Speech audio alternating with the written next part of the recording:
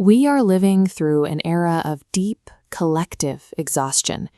Between post-COVID inflation, sudden regional bank failures, intense political tribalism, and a looming technological revolution, society feels battered by a dozen compounding crises all at once. These overlapping crises have clear historical baselines. Look at the lockdowns of the COVID-19 pandemic. A century earlier, the 1918 influenza pandemic triggered identical debates over masks, sudden economic shutdowns, and a collapse in public trust. Recent financial shocks share a similar lineage. The collapse of Silicon Valley Bank and the post-pandemic spikes in inflation mirror the Gilded Age financial panics of 1873 and 1893. Both eras were driven by cycles of over-leveraging, speculative bubbles, and sudden liquidity collapses. Even contemporary geopolitical anxieties have a twin. The competition between the United States and China in the Indo-Pacific maps onto the pre-World War I Anglo-German naval arms race. In both cases, a rising industrial power attempts to modify a regional order by rapidly building out a naval fleet to challenge an established hegemon. These parallels suggest we are on a set track toward a 1930s-style global conflict. But history only rhymes. It rarely repeats itself exactly. The actual outcome depends on what happens to these predictable historical cycles when they collide with 21st-century technological variables. Take the erosion of institutional trust and state propaganda during the World Wars. Back then, political radicalization and mass disinformation campaigns were relatively slow, locally contained phenomena. They relied on physical printing presses and local radio broadcasts to spread fear across geographic distances. Today, algorithmic amplification removes geographic barriers. A single piece of misinformation branches out exponentially across thousands of connections in seconds. Then, this space fractures into isolated, tightly clustered digital echo chambers, where each group receives customized streams of outrage. Modern information warfare moves faster than human coordination can manage.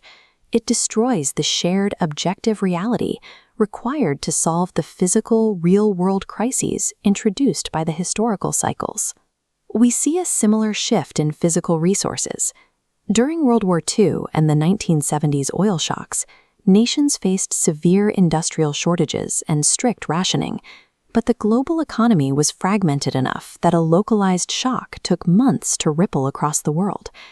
Now, we operate under hyper-interdependence.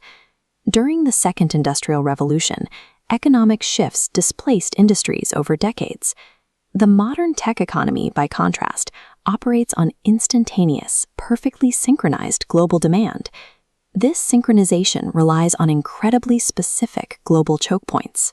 Modern manufacturing requires Taiwanese semiconductors, rare earth minerals processed in specific facilities, and completely uninterrupted maritime transit through narrow shipping lanes, like the Suez Canal or the Strait of Malacca.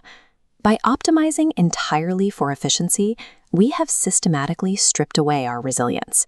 A single localized conflict, a shipping bottleneck, or a regional bank failure now triggers an immediate global supply chain collapse, driving mass geopolitical instability almost overnight. Historically, when a rising power challenged a declining one, the result was direct kinetic warfare. Armies and navies clashed on physical battlefields to determine the new global hierarchy through brute force. But the modern integration of nuclear deterrence and heavily defended cyber infrastructure places a hard ceiling on that escalation. Direct, open war between modern great powers carries the immediate threat of mutual, total destruction, making the old model of hard power confrontation unviable for survival. Modern powers compete entirely through indirect channels. Geopolitical rivalry now plays out through Cold War-style proxy conflicts, crippling economic sanctions, and strict technology embargoes that target the opponent's industrial capacity. Great power competition has shifted away from the trenches and into civilian electrical grids, global financial markets, and satellite networks. The battlefield is now largely digital and economic. When you combine instant algorithmic communication, hyper-globalized supply chains, and the shift towards cyber and proxy warfare, the result is a massive compression of time. These technologies drastically shorten the timeline of any crisis, turning years of gradual decline into days of sudden panic. When centralized global systems falter, the response time of institutional bureaucracies often lags behind the speed of the crisis. In the 1918 pandemic and the 1907 bank panic, it was local adaptation and state-level surveillance that eventually stabilized the chaos. This creates a growing reliance on local adaptability as a primary defense. We see this immune response in the rise of decentralized local communications. Mesh networking, where individual devices connect directly to each other without a central internet provider, and amateur radio networks allow information to flow even when the main grid is compromised. The hyper-connected technologies accelerating our current panic are the same tools that allow for global coordination on a scale the leaders of 1914 could never have imagined. Our ability to govern this compressed timeline will determine if we follow the arc of the 20th century or build a more resilient alternative.